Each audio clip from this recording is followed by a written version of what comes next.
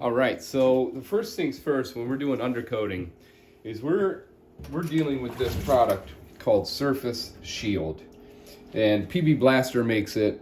I'm doing a truck today. I'll show you that in a little bit. But the first things first, first thing I wanted to show you is outside right now is 42 degrees.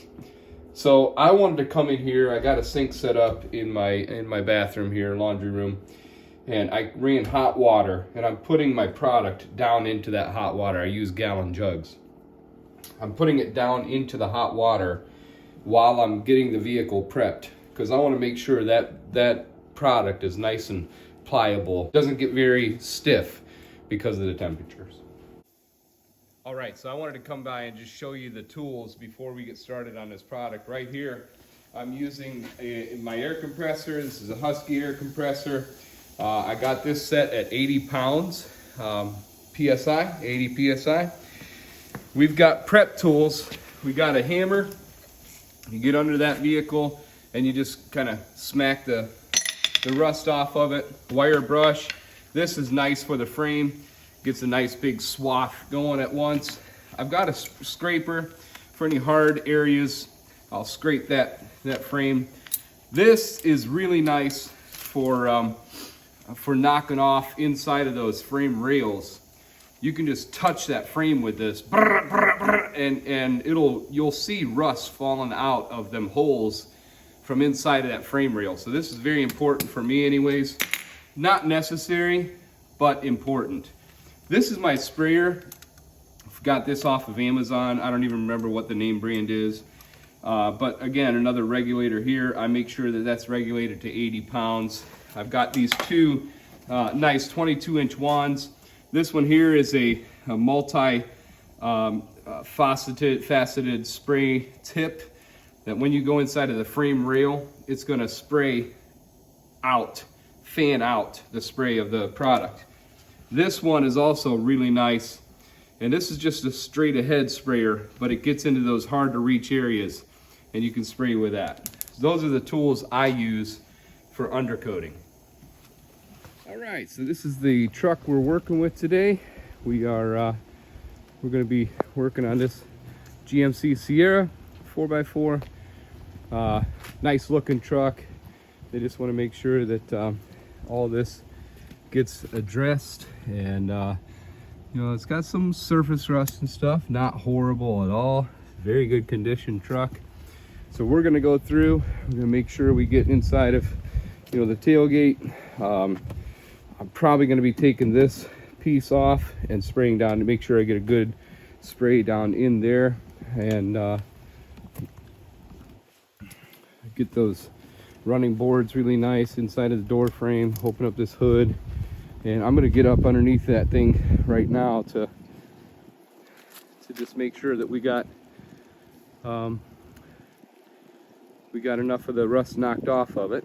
So one of the concerns I'm having, and I'm trying this for the first time today, is I'm trying both set of ramps on both set of tires, and I don't like that one right there. It's not quite fully all the way up on there, although it is resting on the strength of it right there. So I feel pretty confident in it, just knowing that side right there is still up on there. I don't think the truck's going anywhere, so I'm pretty confident, but I still don't like it. Yeah, like I said, this truck is actually really pretty clean.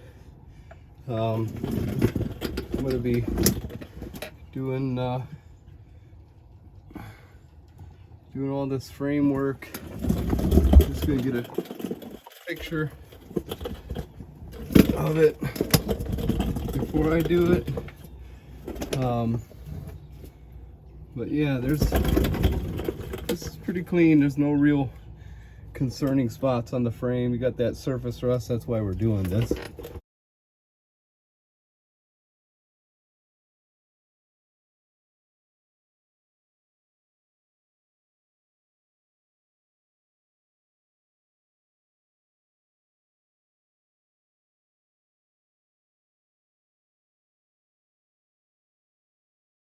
So after getting this project done, One thing that this is a really great product, number one, but number two, just the frustrations I guess I had of that sprayer I have. You'll see on the floor there, right there, for the half a can of product on the ground. Here again, right there, maybe a quarter can of product on the ground, and I'll tell you, it's extremely frustrating to me. But other than that, I'm getting ready to just button up the truck right now, get everything back back to where it goes, like the undercarriage. But I got everything pretty good. Took off these tail lights, made sure to get down into those cavities there really good. Took off this little back cover to the tailgate, same thing. Cavities in there, and you know, it's extremely important to be very thorough. You know, that gun, the tips that I have, I can get down into sorry, my camera's going nuts here, into those holes in the frame, and really get down in there with this wand that I have. Now, I did not take this off. I really, the bolts, the screws, they were giving me some problems, and I thought, you know, I think I'm just gonna leave it alone. I wish there was an easier way to get this thing off, to spray up underneath there, but I don't have it. I don't have that, and if the owner wants me to, I'll go ahead and take the time necessary to do it. But I've been working on this thing now for close to 2.5 hours. But here's the problem, guys. If I can get my camera to work, this can right here, it falls off. It's so loose on there that that it actually works itself free from this lid really easily, and it presents a big problem when you're spraying.